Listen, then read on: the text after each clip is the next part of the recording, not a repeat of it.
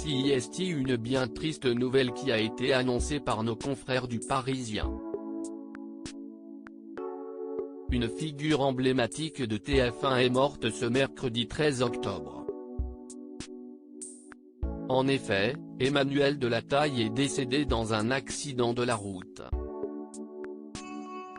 Âgé de 89 ans, il a été renversé par un camion dans le secteur des Champs-Élysées, à Paris. L'accident lui a été fatal, car il a succombé à ses blessures. Le journaliste et producteur de télévision était connu de toutes les équipes de TF1 mais aussi des téléspectateurs qui ont pu le voir à l'antenne. En effet, Emmanuel Delataille est connu pour avoir été le premier homme à vulgariser des notions d'économie sur le petit écran. Lui qui a d'abord démarré à la AFP puis l'ORTF a atterri sur la première chaîne pour y rester plus de 30 ans. Il était notamment envoyé spécial en Amérique et chef du service économique de TF1. En 1978, il crée le premier magazine économique télévisé, qu'il baptisera L'Enjeu, puis le Club de l'Enjeu et même l'Enjeu international quand il sera diffusé sur TV5 Monde.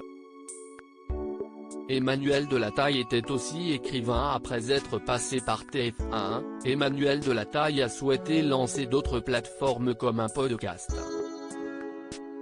Bourré de talent, il a écrit pas moins de 3 livres.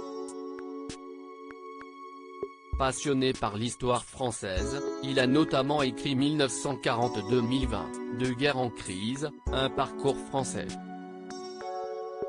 Le journaliste a également créé le Presse Club de France, une association de journalistes. En 2009, consécration, il reçoit les prix littéraires Les Lauriers Verts de l'œuvre journalistique. Un parcours emblématique pour celui qui fait partie des pionniers des médias et de TF1. CIST, une période noire pour la première chaîne qui a vu un autre de ses journalistes disparaître. En effet, Étienne Moujotte est décédé à l'âge de 81 ans. Vice-président du groupe TF1 puis directeur d'antenne de la chaîne pendant 20 ans, il a laissé derrière lui des collègues en deuil.